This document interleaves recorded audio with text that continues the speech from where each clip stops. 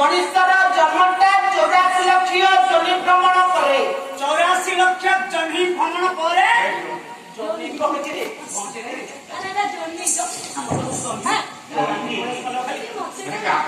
तार प्रथम मनुष्यर जन्म थिला कोन पाइला मनुष्य प्रथम स्थावर व्हाट इज द स्थावर सर्वप्रथम पंडित मनुष्यर जन्म थिला वृक्षलता बा वृक्षलता गछरे गला केते 300 गला 20 लक्ष 20 लक्ष गला गछरे हम मन रखिता अनेक जातिर वृक्ष मानव सृष्टि कले भगवान शेषरे 20 लक्ष वृक्ष 20 लक्ष ପରେ कोन हला परवर्ती जन्मटा थिला कुर्मी कीटा जन्म कुर्मी कीटा कहले बुझी पाछु कोन कीट जन्म रे वंशा गला 9 लक्ष कुर्मी कहले जोरा सब झाड़ा रे टिक केते काई बुझको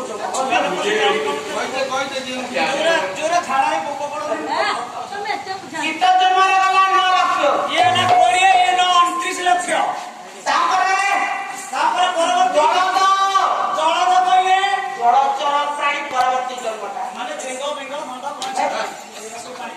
जलचर प्राणी कहले एते बुझौछ ना रुद्र बोलंते 11 लक्ष गला जलचर प्राणी रे 29 11 40 परवर्ती जन्मटा मौसा किला दिया पशु जन्म ए जाइनु पशु किए बसु बोला पशु परवर्ती जन्मटा दिला पशु जन्म केते 10 लक्ष माइल हाफ सेंचुरी गला केते 50 50 बुझा तुम इंग्लिश रे जानते सारे आसे अनुसंधि मते 50 कहले दे 300 लक्ष पक्षी आनिछो 300 कहले 30 लक्ष गला पंडित पक्षी जन्म रे ए कुकुडा रे गला 30 लक्ष कुकुड़ा तो बड़ पक्षी रे बना सिए तो वर्तमान रेट अधिका काउ तो पक्षी रेट अछि पक्षी जन्म रे गला पंडित 30 लक्ष 50 से 30 80 आउ केते दरकार आउ चारि चतुर्लक्ष बानरीबा माने पर जन्मटा थिला बानर जन्म बानर जे कोन मनुष्य जन्मटा थिला बानर जन्म को बानर हनु ना गेध ना पाती ना नालिमा ना कळा अरे हे बानर जन्म कहले गोटे बुझाए माकड़ आ पाती के धमाकड़ कोन मते बुझाए मु कहली नाली मुहरे केते गले कळा मुहरे केते गले शेष जन्म थिला बानर जन्म बाटा को काटी देला रहिला नर ए गला 4 लक्ष गला बानर जन्म आसी गला मनुष्य जन्म 84 84 ए 84 जन्म को भ्रमण करी करे मानव जन्म पाइला रे परमड़ा ठाकुर अभिराम परमहंस कहले वो सुंदर पदटी लिखिए ए मानव जन्म अटे अभी बाबू आगे सारा रे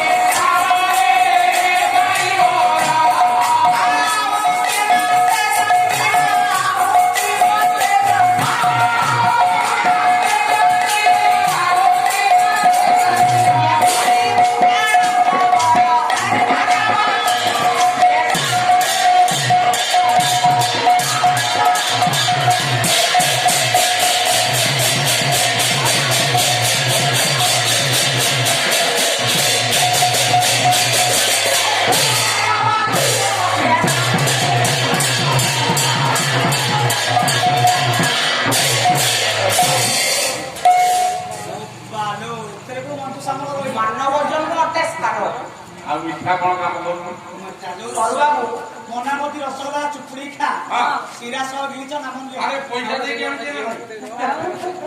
कोन खाइ के असले काटी मंत्र को नाम से हजम होनी बाबू और खाइले भलो इलुटी रसगोल्ला एटा सिरा चुपड़ी सब खा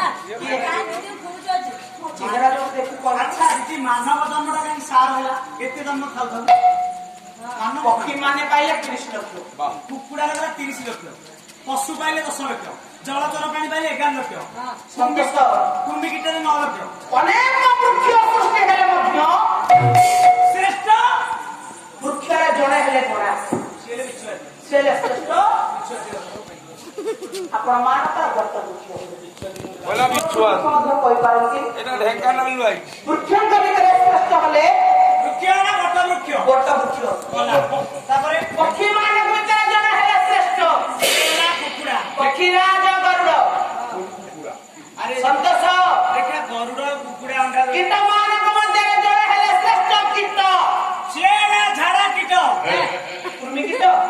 ବଜ୍ର କୀଟ ଯୋଉରା ପଥର କାଟି କମାନ୍ତି ହଁ ପଶୁ ମାନଙ୍କ ଭିତରେ ଅନେକ ପଶୁ ଜନ୍ମ ନେଇଥିଲେ ମଧ୍ୟ ତା ଭିତରେ ଶ୍ରେଷ୍ଠ ହେଲା ଷେଣ୍ଢ। ସିଂହ ହେଲେ ଶ୍ରେଷ୍ଠ।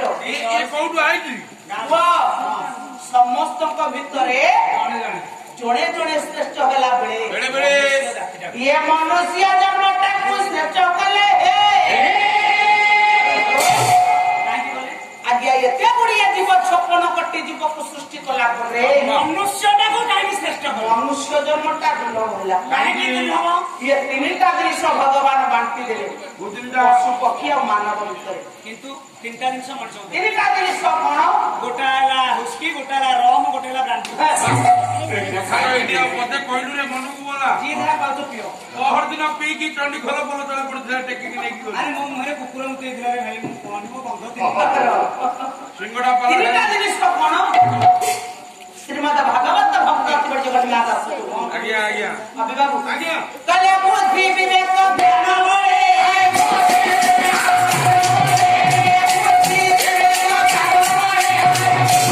ये महाराज बुद्धि विवेक ज्ञान ये ତିନିଟା ଜିନିଷକୁ ମଣିଷଟେ ଦେଲେ। କେବଳ ମାନବକୁ ଦେଲେ ଆଜ୍ଞା। ପଶୁ ବଢେଇ ଦେଲେନି? ପଶୁମାନଙ୍କୁ ବୁଦ୍ଧି ଦେଲେ ଭଗବାନ, ହେଲା ବିଲୁଆ ବଡ ଚକ। ହେଲେ ସାର ବିବେକ ଦେଲେନି, ନା ନା ନା ନା ବିବେକହୀନ କାମ କଲେ। ଜ୍ଞାନ ଦେଲେନି। ନା।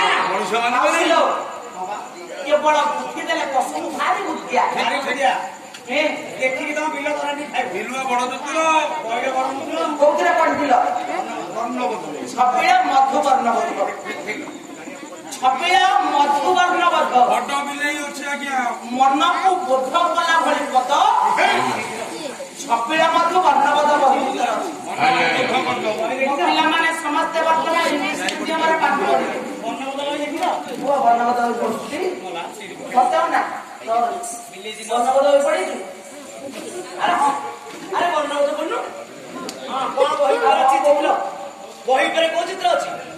ବିଲେଇ ଚିତ୍ର। କାହିଁକି ବିଲେଇ ରହିଲା? ମନ ସାଧାରଣ କୋଶ୍ଚିନ୍ ରେ ପଚାରିଲ କାହିଁକି ରହିଲା? ବିଲେଇ ତୁ ଜାଣିଛୁ? ବିଲେଇ ରହିବାର କାରଣଟା ହେଲା ବହିଟା ମୂଷା କାଟି ପାରିବନି।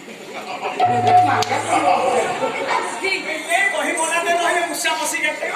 ଇଏ ସତରେ ଢେଙ୍କାନାଳ ଭାଇ ତୁ ଖୋଲା ପକେଇଦେ କୋଉଠି ସିଏ ବହିଟାର ମୂଲ୍ୟ ବର୍ତ୍ତମାନ ଯୁଗରେ ଆଜ୍ଞା ବର୍ତ୍ତମାନ ବଜାରରେ 20 ଟଙ୍କା, ଆମେ ଦିଟବାରେ କିଣିଥିଲୁ। କିନ୍ତୁ ପଦଟାର ମୂଲ୍ୟ ଆଜ୍ଞା ଆଜ୍ଞା 1,00,000 ଟଙ୍କା କହିଲେ ଅତ୍ୟୁକ୍ତି ହବନି। ନା ନା ସମାଜକୁ ଶିକ୍ଷା ଦେଲେ କଣ କଲେ? ମଧୁସୂଦନ ରାୟ କାହିଁକି ବିଲେଇ? ଚାହିଁଥିଲେ ଜାତୀୟ ପକ୍ଷୀ, ଜାତୀୟ ପଶୁ, ଜାତୀୟ ଫୁଲ କିଛି ଗୋଟେ ରଖିପାରିଥାନ୍ତେ। ଯୋଉ ବିଲେଇକୁ ଦେଖିଲେ ମଣିଷର ଅଶୁଭ, ଚାଣକ୍ୟ କହିଲେ ବିଲେଇଟି କାହିଁକି ରଖିଲି? ଏ ମା ମାନେ ଶୁଣ ଟିକେ। ଗୋଟିଏ ଶୁଭ କାମରେ ଯାଉଛ, ବିଲେଇଟି ଆଗରେ ପଳେଇବା, ଆମେ ଯିବା ବାଟ ଭାଙ୍ଗିବା। ଫେରିକି ଆଇଲେ ନା। ଚାଣକ୍ୟ କହିଲେ କହିଲେ ମାର୍ଜାର ଯୁଦ୍ଧ କଳହ କୁଟୁମ୍ବେ ଜନନୀ ବିରୋଧେ ଅକାଳ ବୃଷ୍ଟି ମୃତ ସ୍ମୃତ ଯୋଦ୍ଧା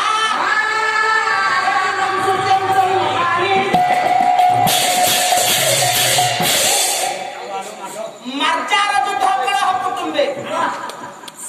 ବିଲେଇଙ୍କର ଝଗଡା ଲାଗୁଥିବ, ଠିକ ଠିକ ଠିକ ସେ ସମୟରେ ଆପଣ ମାନେ ଘରୁ ବାହାରିବେନି। ନା ବାଟରେ ଅସୁବିଧା ପଡିବ। କଳହ କୁଟୁମ୍ବେ ମାନେ ମାନେ ଘରେ ଘଇତା କୁଆଡେ ଗୋଟେ ବାହାରିଛ, ଯଦି ଦି ମାଇପେରେ କୁଟୁମ୍ବ ଲାଗିଛି ପଡେ। ଗୋଟିଏ କଳି ଝଗଡା ସାହି ଭିତରେ ଲାଗିଛନ୍ତି, ହଁ ଆପଣ ସୁଖ ତମର ଘରୁ ଯିବେନି। ନା ଅସୁବିଧା ହବ। ସ୍ତ୍ରୀ ରଜସ୍ୱଳା,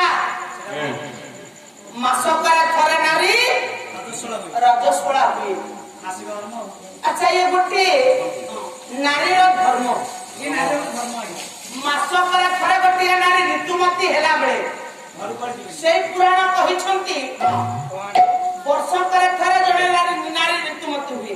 ବର୍ଷେ ଥରେ। ପୁଣି ସେଇ ଶାସ୍ତ୍ର କହିଛନ୍ତି ଆଜ୍ଞା ପ୍ରତ୍ୟେକ ଦିନ ଏମିତି ଗୋଟିଏ ନାରୀ ଅଛି ପ୍ରତ୍ୟେକ ଦିନ ଋତୁମତୀ ହୁଏ। ବୁଝୁଛି ଇଏ ଟୋକା ତମେ ଅଲଗା ଏତେ ବୁଢାଟି ହେଲାନି ତମେ କିଛି ବୁଝିପାରୁନ।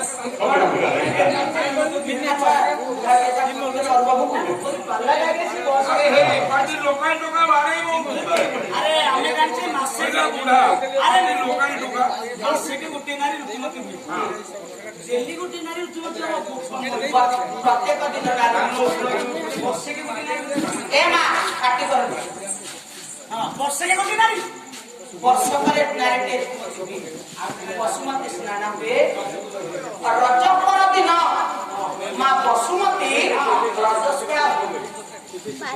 ସାଧାରଣତଃ ନାରୀ ମାନେ ମାସ ପୋଖାରେ ଋତୁମତୀ ହୁଅନ୍ତି ପ୍ରତିଦିନ ବର୍ଷ 12 ବର୍ଷରେ ଥରେ ଗୋଟେ ନାରୀ ଋତୁମତୀ ହୁଏ ଆଉ ଡେଲି ଗୋଟିଏ ନାରୀ ଋତୁମତୀ ହୁଏ ଆଉ ଗୋଟିଏ ନାରୀ ପ୍ରତ୍ୟେକ ଦିନ ଋତୁମତୀ ହୁଏ। ଦେଖିଆ ପୁଅ ଆପଣ ମାନଙ୍କର ଚାଣକ୍ୟ କହିଲେ କହିଲେ ସ୍ତ୍ରୀ ରଜସ୍ୱଳା ଜନନୀ ବିରତେ ବିରତେ ବିରତେ ଯଦି ସ୍ତ୍ରୀ ରଜସ୍ୱଳା ହୋଇଥିବ ତୁମେ ଶୁଭ କାମରେ ବାହାରିକି ଯିବେନି। ଆଜ୍ଞା ଆଜ୍ଞା ମନେ ରଖ ଯଦି କୌଣସି ଶୁଭ କାମରେ ଯାଇଛନ୍ତି ମା ମନା କଲା ଏଇଟା ତୋ ପାଇଁ ବିପଦ ତୁ ଜାଣି ସେଦିନ ଆଜ୍ଞା ଆପଣ ମା କଥା ଶୁଭି ଦେଇଥିବେନି। ପଳେଇଛି ପାଲା ହଁ ତେଣୁ ଇଏ ହଉଛି ଆମ ପାଇଁ ଅଶୁଭ। ତାହେଲେ ଯଦି ଏ ବିଲେଇ ହଉଛି ଅଶୁଭ ତାହେଲେ କବି ମଧୁସୂଦନ ରାଉ ଛବିଳ ମଧୁବର୍ଣ୍ଣବତ ବହିର ଆଗରେ ବିଲେଇ କାହିଁକି ବିରାଡ଼ି କାହିଁକି ରଖିଲେ? ବିଲେଇ କାହିଁକି ରଖିଲେ କାହିଁକି ବାଘ ନ ରଖିଲେ ସୁନ୍ଦର ବାର୍ତ୍ତା ଦେଖିବାକୁ ଇଏ ମୂଲ୍ୟକୁ କିଏ ବୁଝୁଛି? କଣ ଦରକାର ଆମର କେତେ ବର୍ଷ ରାନୀ ପଣ୍ଡା ଆଇଲା କାହିଁ କାହିଁ କେତେ ବର୍ଷରୁ ଆପଣ ମାନେ ପଢିଛନ୍ତି? ଆପଣ ମାନଙ୍କ ପିଲା ପଢିଲେ ସେଇ। ପିଲାମାନଙ୍କର ପିଲା ବିଷୟ ବହି ପଢୁଛନ୍ତି ଏବେ ବି ପଢୁଛନ୍ତି ସବୁ ବହି ବଦଳୁଛି କିନ୍ତୁ ଛବିଳ ମଧୁବର୍ଣ୍ଣବତ ବହି ବଦଳୁ ନା କି ବିଲେଇ ଚିତ୍ରଟା ସେଠୁ ହଟି ପାରୁନି। ସବୁ ବଦଳି ଗଲେ ବହି ଭିତରେ ନିମୁଡା ପଶିଗଲାଣି କିନ୍ତୁ ବର୍ଣ୍ଣବୋଧ କଟିଲା ସନ୍ତୋଷରେ ଆଜ୍ଞା ଆଜ୍ଞା ଆପଣ ମାନେ ଚିନ୍ତା କରନ୍ତୁ ମୋ ମା ମାନେ କଣ ଆଜ୍ଞା ସମାଜକୁ ଶିକ୍ଷା ଦେଲେ। କଣ ଶିକ୍ଷା ଦେଲେ ମଧୁସୂଦନ ରାଉ ସେଦିନ କଣ କହିଲେ କହିଲେ ହେ ମାନବ ଜାତି ଇଏ ସାଧାରଣତଃ ଗୋଟେ କ୍ଷୁଦ୍ର ଜୀବ ବିଲେଇ ବିରାଡ଼ି ପାଖରୁ କିଛି ଶିଖ ବିଲେଇଠୁ କଣ ଯଦି ଶିକ୍ଷାର ଅଛି ସିଏ ତ ମାଛ ଶୁଖୁଆ ଖାଇବାକୁ ତାର କଣ ଶିଖିବ ଆଇଁଷ ଖାଇବ ଖାଲି ତୀକ୍ଷ୍ଣ ନଜର ତାର।